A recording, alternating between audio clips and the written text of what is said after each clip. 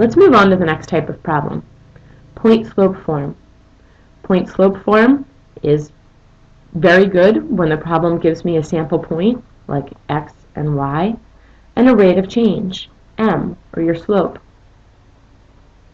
Let's take a look at number 9.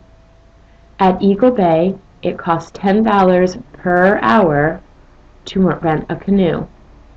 $10 per hour is a rate, so that's going to be my m. So even before I finish reading the problem, I'm going to write that down here.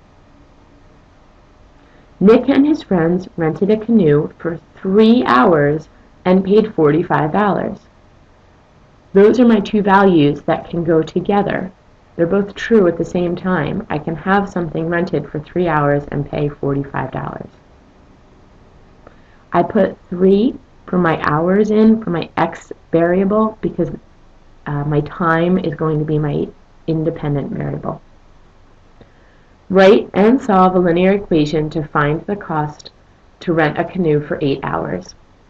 Again, let's focus on the writing first. While I could give this equation in point-slope form or standard form, it makes the most sense to use point-slope because of what I was given in the problem. So I'm going to start with y minus 45 is equal to 10 times x minus 3. I'm going to put a box around my equation. That's it. That's the first part. Now they're asking me to use that equation to solve to find the cost for 8 hours. So y minus 45 is equal to 10 times x minus 3. The question is, what do I plug 8 in for, x or y? Because it was hours, and over in my original problem I used my 3 hours or my time as my x coordinate, I should plug 8 in for x. So let's come down. I'm going to erase that x. I'm going to plug in the 8 to solve this specific problem. And now I'm going to solve.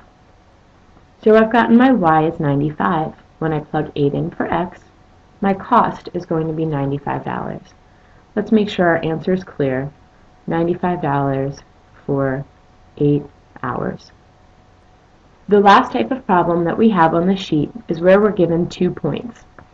So, problem gives you 2 sample points. We'll call them xy and xy. Because we have 2 of them, we'll call them x1 and y1, and x2 and y2.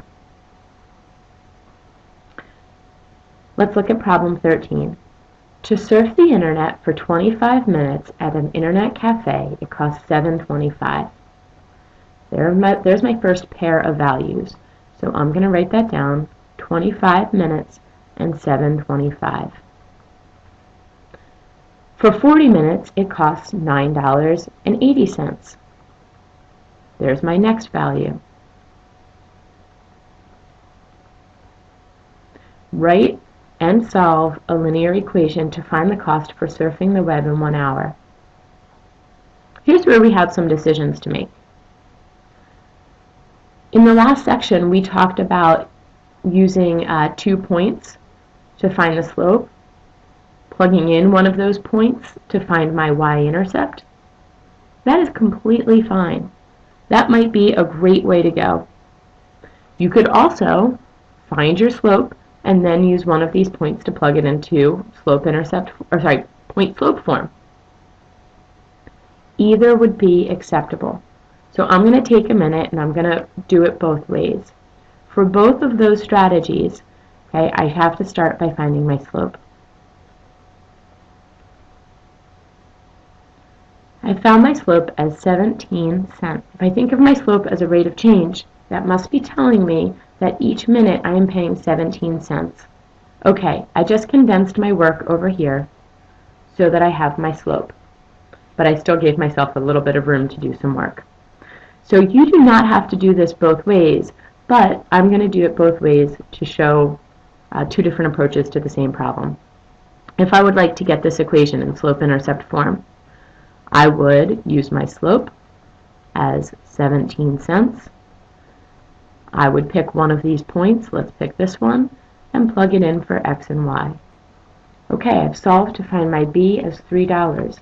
If I want that equation in slope-intercept form, I'm going to write it as y equals 0.17x plus $3. That's option 1. Again, it is equally as correct to have used point slope form. So let's pick a different color and write it in point slope form. Okay, this would have been equally correct to give me as an answer for the first part, writing the equation. Now the second part is to solve to find the cost for surfing the web for 1 hour. If I chose method 1 and used slope-intercept form, what I'm going to do is I'm going to pull this equation and write y equals 17. Now I need to find the cost for 1 hour. I'm going to put a 1 in for my x and add $3 to it. 17 plus $3 is going to be $3.17. That's going to be the cost for 1 hour. I should get the same answer. If you were someone who picked point slope form, you can come over here and again we're going to do the same thing, it just looks a little bit different. You can see if I did my work using point slope form, I would get the same answer. So whether you did it in slope-intercept and used the red, or point slope and did the green, either is fine with me. What was common to both of them was that you had to find the slope first. In this problem, I don't think it makes any sense to use standard form. We don't have two distinct objects. What I would like you to do is go to the end of your packet and look at numbers 17, 18, 19, and 20. I want you to look through those problems and see if you can decide which method makes the most sense for you to use for a linear equation. If you have any questions, please feel free to ask, as always. Thanks, guys.